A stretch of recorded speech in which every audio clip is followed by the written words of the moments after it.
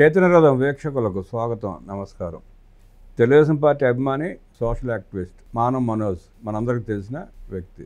ఈరోజు పులివెందుల ఎమ్మెల్యే జగన్మోహన్ రెడ్డి వేసిన ట్వీట్ మీద విశ్లేషించడానికి మనతో పాటు మన స్టూడియోలో ఉన్నారు.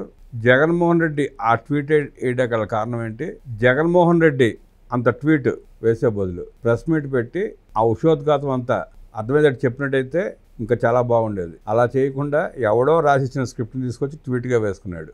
ఆ ట్వీట్లో కూడా అన్ని పచ్చి అబద్ధాలు.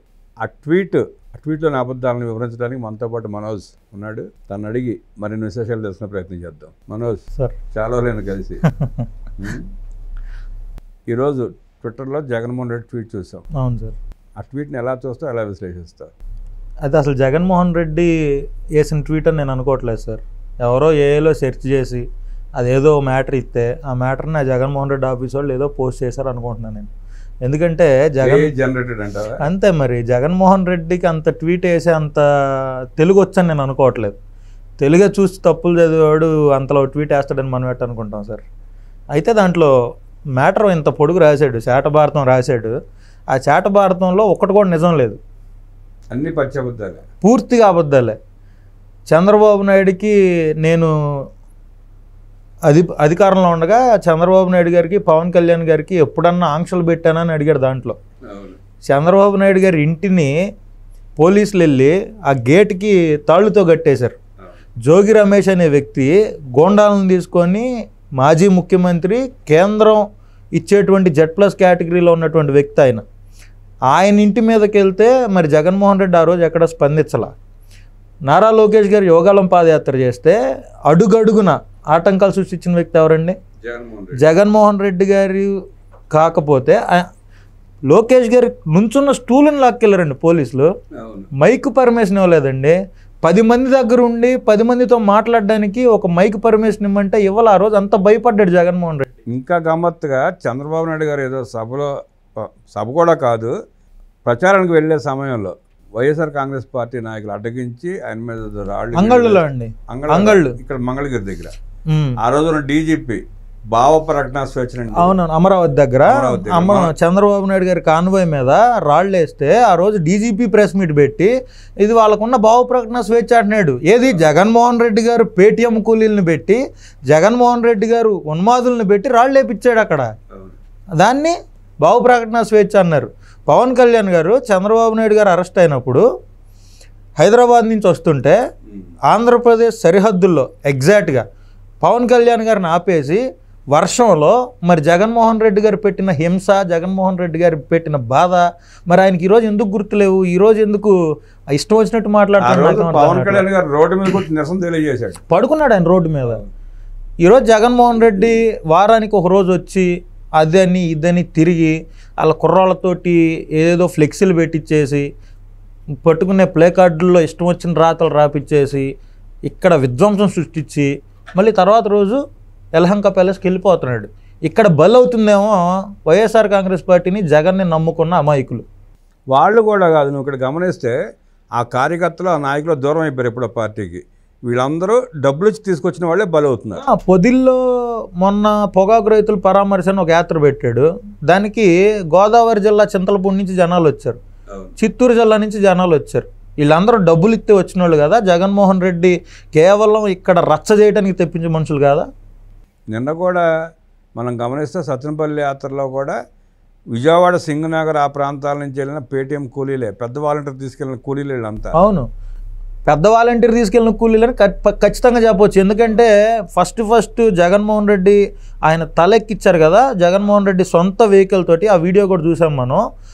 దాంట్లో జగన్మోహన్ రెడ్డి మట్టి అంటకుండా ఉండటం కోసం అవినాష్ అనే పెద్ద వాలంటీర్కి సంబంధించిన అనుచరుడిని తీసుకొచ్చి ఆ గుద్దింది నా కారే, నా డ్రైవర్ ఇడుగోండి అని పోలీస్ స్టేషన్లో అబద్ధాలు చెప్పినటువంటి పరిస్థితి ఇది మనకు తెలిసిందే.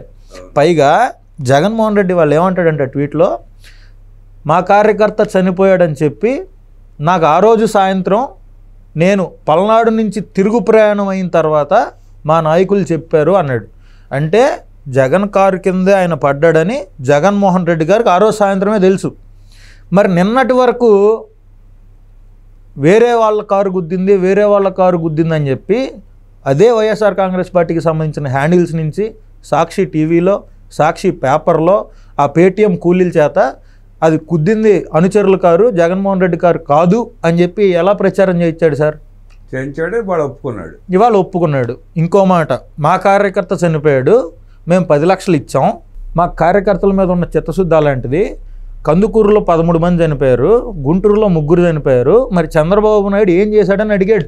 అప్పుడు ఖచ్చితంగా చంద్రబాబు నాయుడు గారి బహిరంగ సభ అన్నప్పుడు Z+ కేటగిరీ ఉన్నప్పుడు చంద్రబాబు నాయుడు గారికి అక్కడ మొత్తం పర్యవేక్షించాల్సిన బాధ్యత అప్పుడున్న ప్రభుత్వం జగన్మోహన్ రెడ్డి గారిదే కదా.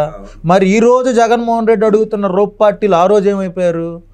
ఈరోజు జగన్మోహన్ రెడ్డి అడుగుతున్న పోలీసులు ఆ రోజు ఏమైపోయారు?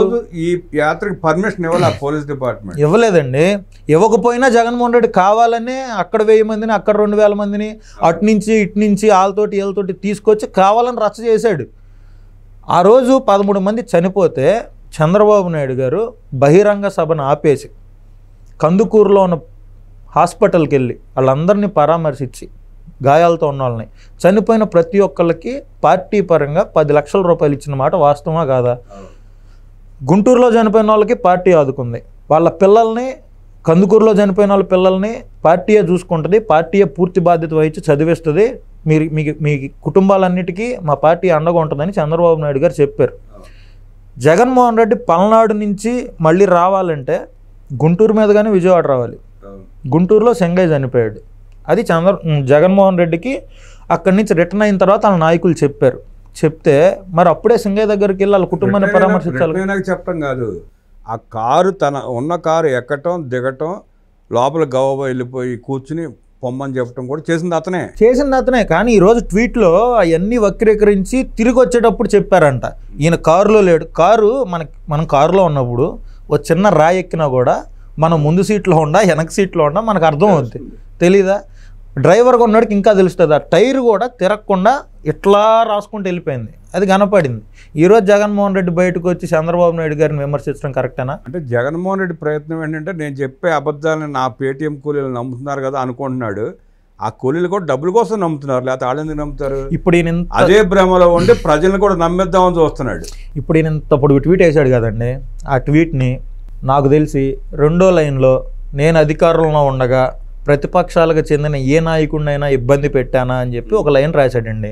ఆ లైన్ తోటే అందరు జేబుల్లో చేతులు పెట్టుకొని నడుచుకుంటూ వెళ్ళిపోయి ఉంటారు ఆ ట్వీట్ చదవడం ఆపేసి. ChatGPTలో పెడితే అమ్మనబూతులు తిడతారు ChatGPT కూడా. మరి జగన్మోహన్ రెడ్డి ఈరోజు అట్లా మాట్లాడడం కరెక్ట్ కాదు. ఇప్పుడు ఆఖరికి ఫైనల్గా ఎక్కడితో వెళ్ళాడంటే పోలీసులు తాడేపల్లి వెళ్తే నోటీసులు తీసుకోవడానికి లేడు, అక్కడ బెంగళూరు వెళ్ళిపోయాడని చెప్పారంట. బెంగళూరు ఫోన్ చేస్తే బెంగళూరులో లేడు, ఇంట్లో లేడు, అక్కడ బయటికి వెళ్ళిపోయాడని చెప్పారంట. ఆఖరికి తేలింది ఏంటంటే ఆ విక్టోరియా హాస్పిటల్లో చేరాడు అన్న వార్త బయటకు వచ్చింది. అదేమో తెలిసింది. ఏమని, ఎందుకు చేరాడండి? నేను మనిషిని చంపేశానని చేరాడా? ఆరోగ్యం బాగాలేదు అని, అంటే పోలీసులు ఎక్కడ వచ్చి అరెస్ట్ చేస్తారన్న భయంతో హాస్పిటల్లో చేరాడని వార్తలు వస్తాయి. అసలు జగన్మోహన్ రెడ్డి ఇక్కడ ఒక యాక్సిడెంట్ చేసి ఆయన కారు కింద మనిషి పడితే ఆ కథ మొత్తాన్ని వక్రీకరించి నా కారు కింద పడలేదు, నా అనుచరుడు కారు కింద పడ్డాడని చెప్పి వేరే వాళ్ళని ఎస్పీ దగ్గరకు పంపించి పోలీస్ స్టేషన్లో సరెండర్ చేయించిన వ్యక్తి ఈ కథని పూర్తిగా డైవర్ట్ చేయాలి, తన చేతికి మట్టి అంటకూడదు అని గత 4 రోజులుగా తన పేటీఎం మనుషులతోటి, తన ఛానళ్ళతోటి కృషి చేసినటువంటి వ్యక్తి. అసలు ఇట్లాంటి వ్యక్తి కొన్ని వేల వాయిదాల కోర్టులకు వెళ్ళాలి. ఇప్పటికీ 4000 వాయిదాలు దాటిపోయినాయి. అసలు ప్రపంచంలో కాదు, ఇండియా మొత్తం మీద ఇన్ని వేల వాయిదాలకు కోర్టుకు వెళ్ళిన మనిషి జగన్మోహన్ రెడ్డి. అది ఆయనకు మన న్యాయం మీద, మన న్యాయ వ్యవస్థ మీద ఉన్నటువంటి గొప్ప గౌరవం కదా. మరి ఆయన ఇప్పుడు ఆంధ్రప్రదేశ్ పోలీసులు ఇచ్చిన నోటీస్ తీసుకుంటాడని మనం ఎలా అనుకుంటామండి? తప్పించుకోవడానికి వాళ్ళకి కనపడటం ఇష్టం లేక విక్టోరియా హాస్పిటల్ నాటకాలు మొదలుపెట్టాడు. ఓహో, విక్టోరియా హాస్పిటల్లో జాయిన్ అయ్యాడు, ఏదో సమస్య మీద జాయిన్ అయ్యానని చెప్పుకోవాలి కదా. దీన్ని కూడా డబ్బులు ఇచ్చి మేనేజ్ చేస్తాడేమో. ఇష్టం లేకపోతే కాళ్ళు బెనికింది అంటాడు, నడుము పట్టేసింది అంటాడు. అధికారంలో ఉండగా RRR గారిని పోలీసులు కొట్టిన కేసులో GGH సూపరింటెండెంట్ గారినే తీవ్రంగా ఇబ్బంది పెట్టి తప్పుడు రిపోర్ట్ ఇచ్చిన వ్యక్తి జగన్మోహన్ రెడ్డి. చేసినా చేయొచ్చు, అలాగా ఏదైనా చేయగలడు సమర్థుడు.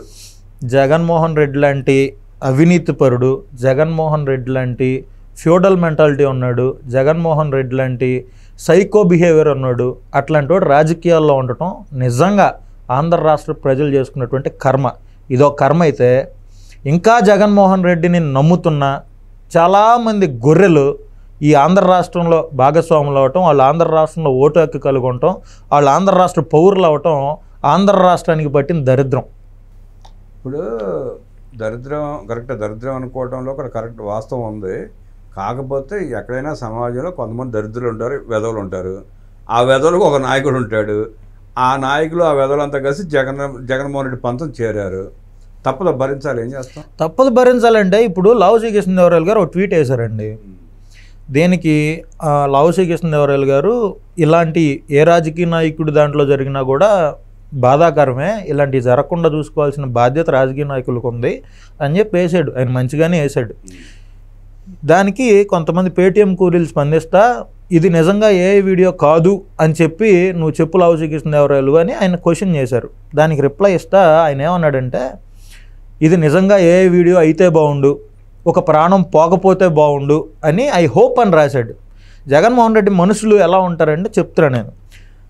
ఇది కోట్ చేసి చాలామంది పేటీఎం కూలీలు, YSR Congress party handles, YSR Congress party డబ్బులు ఇచ్చి పెంచి పోషిస్తున్నటువంటి మనుషులు, మీ పార్టీ నాయకుడే ఇది ఏ వీడియో అని తేల్చేశాడు, మీ పార్టీ నాయకుడే తెలుగుదేశం పార్టీ పెట్టిన ఏ వీడియో అని తేల్చేశాడని చెప్పి విష ప్రచారాన్ని సమాజంలోకి వదులుతుంది. ఇంత బుర్ర తక్కువ సన్నాసులు నిశానీగాళ్ళు ఉన్నారు ఆ పార్టీలో. అది చెప్తుంది నేను. అంటే ట్విట్టర్ లాంటి ప్లాట్ఫామ్లో కూడా ఇంత వెధవలు ఉంటారని చెప్పి వాళ్ళు ఎవరు ఊహించలా. అందరూ కాస్త కొంచెం చదువుకునే ఉంటారు, బాగా చదువుకున్న వ్యక్తులే ఉంటారు కదా ట్విట్టర్ అంటే జనరల్గా. వాళ్ళు కూడా ఎంత ఎదవలా అనిపించేలా తయారయ్యారు. ఇప్పుడు జగన్మోహన్ రెడ్డి 14-19 మధ్యలో కానీ 19లో అధికారంలోకి వచ్చిన తర్వాత కానీ 24 వరకు ఆయన ఓడిపోయే వరకు తెలుగుదేశం పార్టీకి సంబంధించిన నాయకుల మీద, కార్యకర్తల మీద, తెలుగుదేశం పార్టీలో యాక్టివ్గా ఉండే మహిళా నాయకుల మీద విష ప్రచారం చేయడానికి, వాళ్ళని బూతులు తిట్టడం కోసమే ఒక సజ్జల భార్గవ రెడ్డి అనే ఆయన కనుసన్నల్లో ఓ పెద్ద వ్యవస్థని పేటీఎం 5 రూపాయల డబ్బులతోటి నడిపాడు. అట్లాంటి వ్యక్తికి ఇప్పుడు ఇది మంచి ప్రభుత్వం అని చెప్తున్నాం కదా మనం, ఈ ప్రభుత్వం మీద విషం చల్లడానికి వాళ్ళని మళ్ళీ ఉపయోగిస్తాడు అనుకోవడంలో అసలు ఏమాత్రం సందేహం లేదు. అంటే ఎంత డబ్బులు తీసుకుని పని చేసినా మరీ అంత దిగజారిపోయి ఆ స్థాయికి వచ్చి పని చేయాల్సిన అవసరం ఉందా వాళ్ళకి?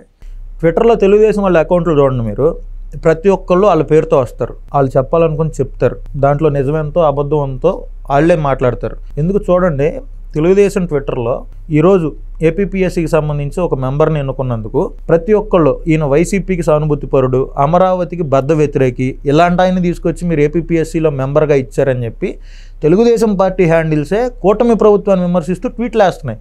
వీళ్ళు ఎలాంటి మనస్తత్వం వాళ్ళు, చదువుకున్న వాళ్ళు, కాస్త లోకజ్ఞానం కలిగిన వాళ్ళు, సమాజ హితం గురించి ఆలోచించేవాళ్ళు, మంచిని మంచిగా చెడుని చెడుగా చూసేవాళ్ళు. కాబట్టి వీళ్ళు సొంత పార్టీ తప్పు చేసినా కూడా డైరెక్ట్గా మాట్లాడతారు, ఇది తప్పు అని చెప్తారు, ఇది మాకు నచ్చలేదని చెప్తారు. వైసీపీ వాళ్ళు అలా కాదు, వాళ్ళకి సొంత పేర్లతో అకౌంట్స్ మెయింటైన్ చేయడం రాదు.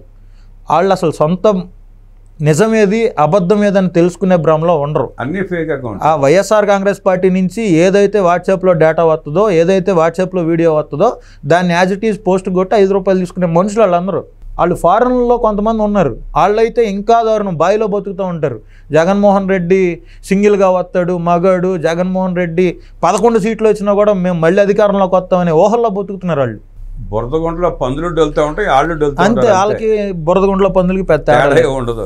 విన్నారుగా, మనోజ్ తన అభిప్రాయాలను చక్కగా విశ్లేషించాడు. మీకు కూడా ఎవరికన్నా మాట్లాడాలని ఉద్దేశం ఉంటే మన స్టూడియోకి రావచ్చు, విశ్లేషణ చేయవచ్చు. మన చైతన్య రథం ద్వారా మీ కంఠాన్ని వినిపించవచ్చు. మనోజ్కి అభినందనలు తెలియజేస్తూ నమస్కారం.